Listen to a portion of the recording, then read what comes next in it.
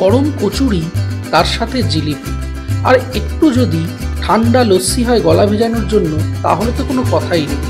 Breakfast সিরিজের দ্বিতীয় চ্যাপ্টারে আজকে থাকছে দক্ষিণ কলকাতার দুটো প্রসিদ্ধ দোকান। চলুন দেখে নেওয়া যাক।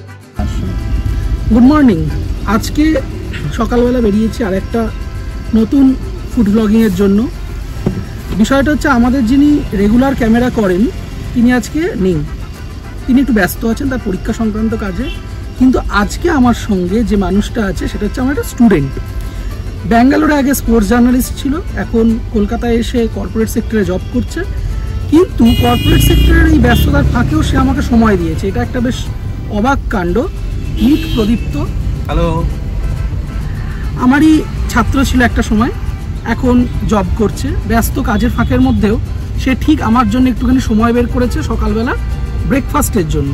আজকে চলেছি দক্ষিণের দিকে, একটু সাউথ ক্যালকাটাটা একটু ঘুরে দেখি, সাউথ ক্যালকাটার কিছু খাবারের জায়গা এক্সপ্লোর করে দেখছি কি দেখানো যায়, কোথায় কোথায় খাওয়া যায়, সেই সব কিছু নিয়ে আসবো। Stay tune with Bedouin foodie. ভালো একটা ভিডিও আসতে চলেছে। Keep like and subscribe. সকাল হতেই বেরিয়ে পড়েছিলাম দক্ষিণ কলকাতার উদ্দেশ্যে।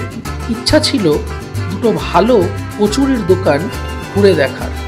সেই জন্য চলে গেলাম লেক মল এরিয়াতে। দক্ষিণ কলকাতা সম্পর্কে আমি রাস্তাঘাট খুব একটা না চিনলেও কিছু কিছু জায়গা আছে যেগুলো সারা জীবন মনে রাখার মতো, যেমন এই লেক মল এরিয়া। এই লেক মল চত্বরে এলেই আপনার মনে পড়বে মহারানী আর মহারাজের কথা। দুটোই আদ্যপান্ত কচুরির দোকান, কিন্তু দুজনের টেস্ট সম্পূর্ণ অন্য রকম।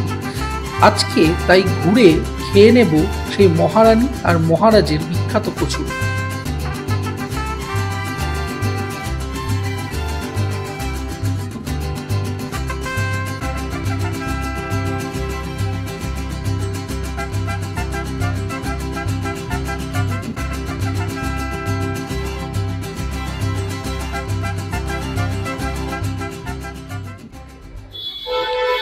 লেক মার্কেট চত্বরে থাকলে যদি মহারাজা মহারানীতে না আসেন তাহলে খুব ভুল করবেন। এখন সকালবেলা ব্রেকফাস্ট করতে পৌঁছে গেছি মহারানীতে। খাবার প্রথমবার খাবো। নিয়ে নিয়েছি একটা জিলিপি, এটা 2.5 পেঁচের না, এদের পেঁয়াজ আরও বেশি। দুটো কচুরি, হিঙের কচুরি, একটু খেয়ে দেখা যাক। তরকারিটা টিপিক্যাল বিহারি তরকারি, যার ওপর হালকা করে কাঁচা লঙ্কার আচার দেওয়া আছে, আর একটা ওদের ইন হাউস চাটনি দেওয়া আছে। খেয়ে বলি। এইরকম বিউলির ডালের পুর আছে, খেয়ে দেখা যাক। ফার্স্ট বাইট ফ্রম মহারানীর দরবার।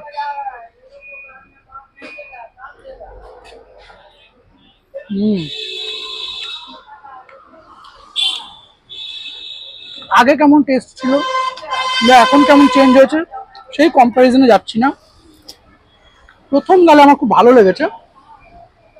উত্তর কলকাতার কচুরির সঙ্গে দক্ষিণ কলকাতার কচুরির না একটা পার্থক্য আছে।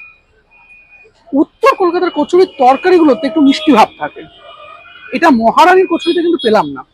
অর্থাৎ বলতেই পারা যায় যে এদের ফ্লেভারের সাথে তাদের ফ্লেভারের একটা বড় সড়ো পার্থক্য আছে। দারুণ খেতে, দারুণ, মানে জাস্ট লাজবাব। বিউলির ডালের পুরটা কতটা দিয়েছে একবার শুধু দেখুন। এইরকম বিউলির ডালের পুর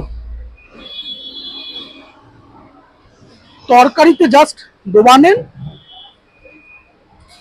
একটা বড় বাইট, তাতে একটু কাঁচা লঙ্কার আচার,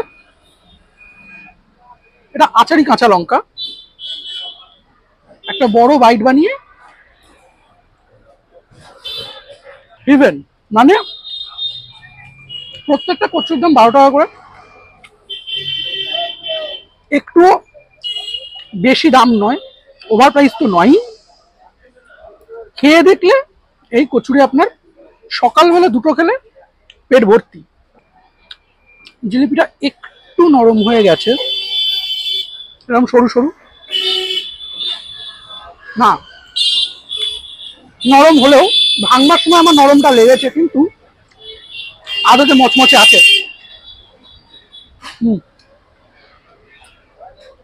বেশ মচমচে জিলিপি, একটু চড়ার দিকে মিষ্টি, একটু বেশি রকম, তবে টেস্ট প্যালেটকে নষ্ট করছে না। মোটের ওপর মহারানীর কচুরি আমার খুব ভালো লেগেছে।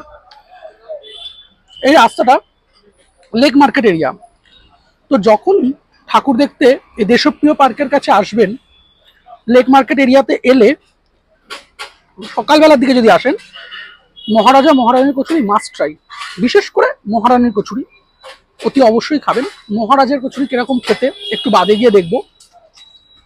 তবে দুটো দোকানই আপনি ট্রাই করতে পারেন। আমার প্রথমবার, আমার খুব ভালো লেগেছে। লোকেশন ডেসক্রিপশন বক্সে দেওয়া থাকবে, দামও সেখানে দেওয়া থাকবে, সহজে পেয়ে যাবেন। মহারানী থেকে সেকেন্ড যে আইটেমটা নিয়েছি সেটা হলো এদের লস্যি। একদম ঘন থকথকে দইয়ের লস্যি। কনসিস্টেন্সিটা জাস্ট দেখুন, এই রকম। উপর থেকে এরকম খোয়া গ্রেট করে দেওয়া, তার সঙ্গে কিশমিশ। একবার খেয়ে দেখি।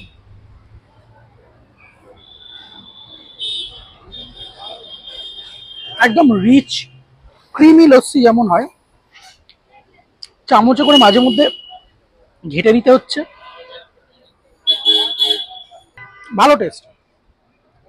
এর থেকে ভালো লস্যি খাইনি এটা বলবো না, কিন্তু এটা ভালো।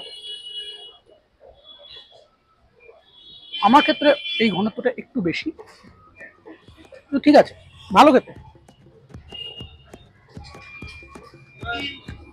সব মিলিয়ে কচুরি 12 টাকা করে, জিলিপি ওরম কাছাকাছি, আর এই লস্যি বা গরম চা, এই সব কিছু মিলিয়ে ব্রেকফাস্টটা যদি 100 টাকা থেকে 150 টাকার মধ্যে হয়, তাহলে দক্ষিণ কলকাতার অনুপাতে এটা খুব একটা বেশি নয়।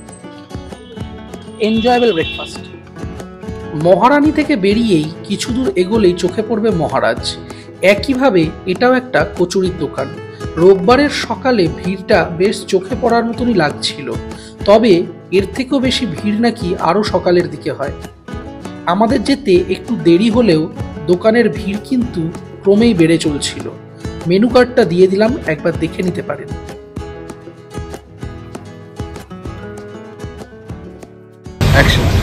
লেক মার্কেট এরিয়া এলে মহারানীর সাথে দেখা করতে, মহারাজের সাথে যদি দেখা না করি তাহলে ব্যাপারটা ঠিক হবে না।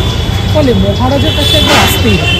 তবে মহারাজের কচুরি আমি নিয়েছি, এদের সিঙ্গাড়া খেয়ে দেখা যায়।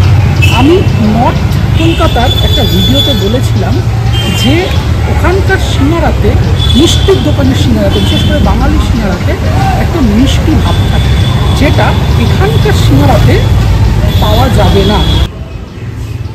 সিঙ্গারার ভেতর এই রকম কালচে আলুর পুর, মানে দেখলেই বুঝতে পারবেন এটা মিষ্টির দোকানের সিঙ্গারার মতন নয়।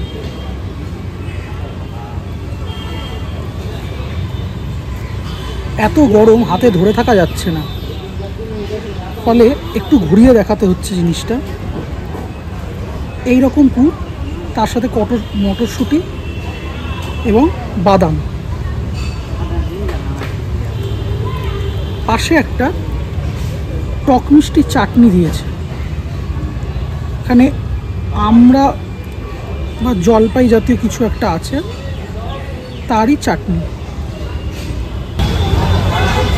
একটা ডাল খেয়ে দেখি।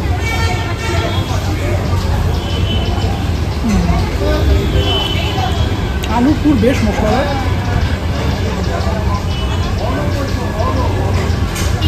খুব গরম, সদ্য ভেজে দিয়েছে না। ধনে পাতার কুচি আছে দেখছি, বেশ ভালো।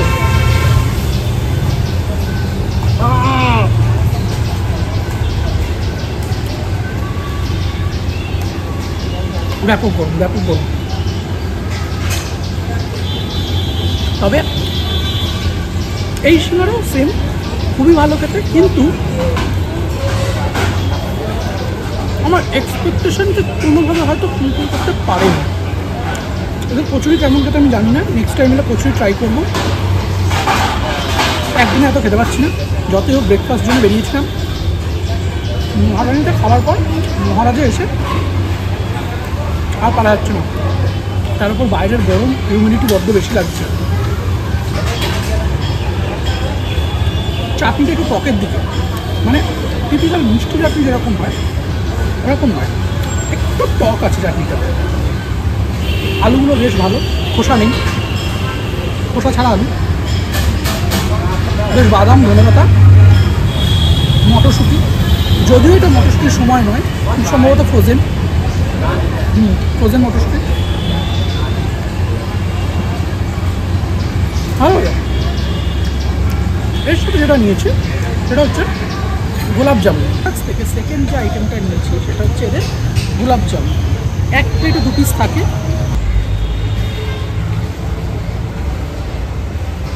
এরকম নরম তুলতুলে ভেতরটা, একদম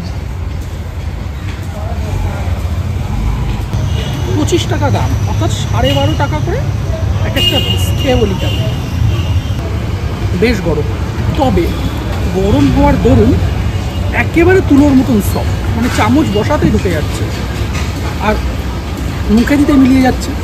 সুতরাং টেস্টটা একদম ক্ষীরের ভেতরে।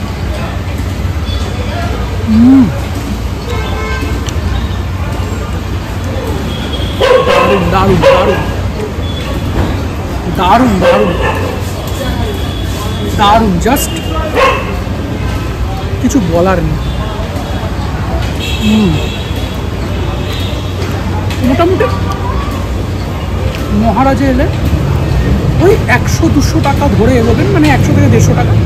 মহারানিতে এলেও তাই, অন অ্যাভারেজ দুটো দোকান যদি একসঙ্গে আপনাদেরকে খেতে হয়, বা কখনো উত্তর কলকাতা থেকে দক্ষিণ কলকাতায় এসে ট্রাই করতে হয়, তাহলে আমি বলবো ওভারঅল 300 টাকার মধ্যে আপনার হয়ে যাবে বাকি কাজ করা। তো এই ভিডিওটা এই অবধি। ভালো লেগে থাকলে লাইক, শেয়ার, কমেন্ট, সাবস্ক্রাইব।